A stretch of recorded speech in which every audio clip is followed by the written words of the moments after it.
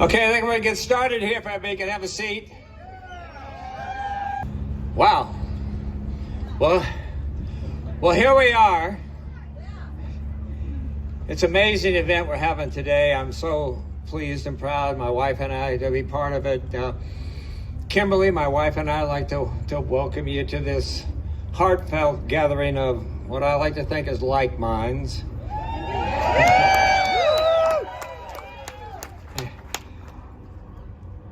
And I know we're not gathered here just as supporters. We're gathered here as proud patriots who believe in the promise of this great country. And that's the American dream. And very quickly, I mean, I've lived that American dream. I'm part of it. And if it wasn't for that, I wouldn't be standing here in this house with you folks right here today. I don't know many of you personally. I've met a lot of folks this trip, and I mean, everybody I've met's been charged with positive. Everybody's up. I love it. It's a great crowd. And I know that this country is an unbelievable, beautiful country. I'm a product of it, as most of you out in this room are. I'm from a small town in Missouri. My summers weren't spent going to European vacations. My summers were spent in the hayfield working for 2 cents a bale, picking up hay to pay for college.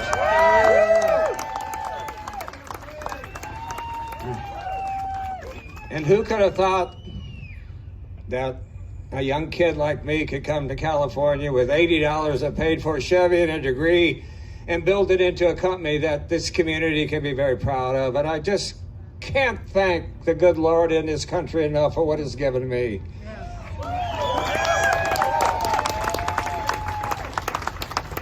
And we're here to win. This election we've got coming up is probably the most crucial election in our lifetime. I think we've seen a lot these last few years that is downright shocking. My father wouldn't believe it if he were alive today, what he was seeing. And I doubt many of your parents would either. This country is built on freedom.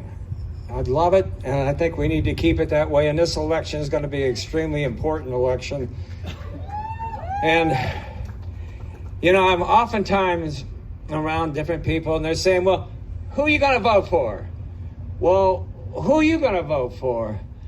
And my answer to them is, hang on a minute. Let's talk about what I'm voting for. And then you tell me who I'm going to vote for.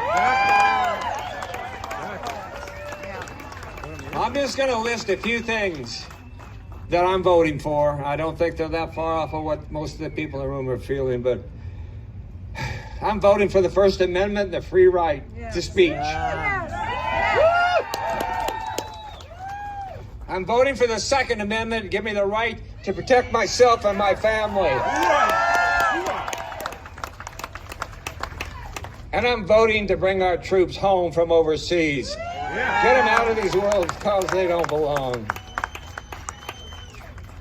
And I am voting to respect the police and bring law and order back to this country.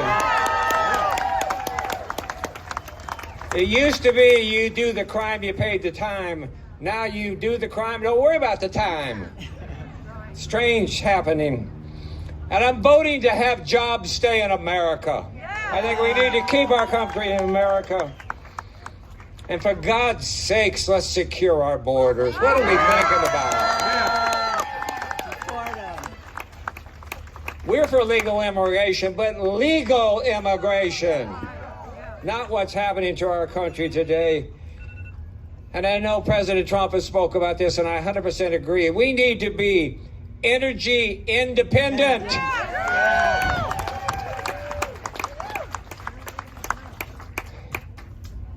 And I'm voting for safe schools.